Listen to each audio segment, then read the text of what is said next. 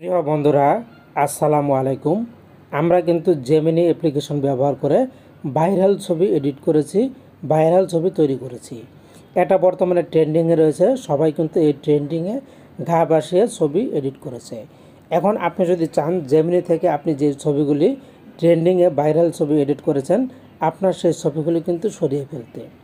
আপনার যদি মনে হয় যে জেমিনি আমার ছবিগুলি ব্যবহার করতে পারে, তারা অন্য কাজ করতে পারে, তার চেয়ে ভালো আমি ডিলিট করে দেই, তাহলে আপনি করতে পারবেন। এজন্য আপনাকে যে কাজ করতে হবে, প্রথমে চলে যেতে হবে জেমিনি অ্যাপ্লিকেশনে। এই যে খেয়াল করুন জেমিনি অ্যাপ্লিকেশন, আমি জেমিনির উপরে একটি প্রেস করে দিলাম।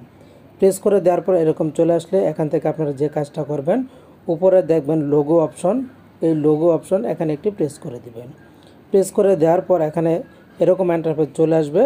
এখান থেকে আপনারা পেয়ে যাবেন জেমিনি অ্যাপস অ্যাক্টিভিটি নামের অপশন, এখানে একটি প্রেস করে দিবেন। গুগল ক্রোম চাইলে আপনারা গুগল ক্রোম সিলেক্ট করে দিবেন। সিলেক্ট করে দেওয়ার পর আপনাদের সামনে এরকম ইন্টারফেস চলে আসবে।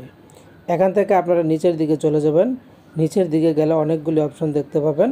তো এখানে আপনারা দেখতে পাবেন এই যে আমি কোন ছবিগুলি ব্যবহার করেছি, সব ছবিগুলি কিন্তু এখানে দেখাচ্ছে। তো আপনি যদি চান এখান থেকে এই ছবিগুলি রাখবেন না, তাহলে আপনি এই ছবিগুলি কিন্তু বাদ দিতে পারেন।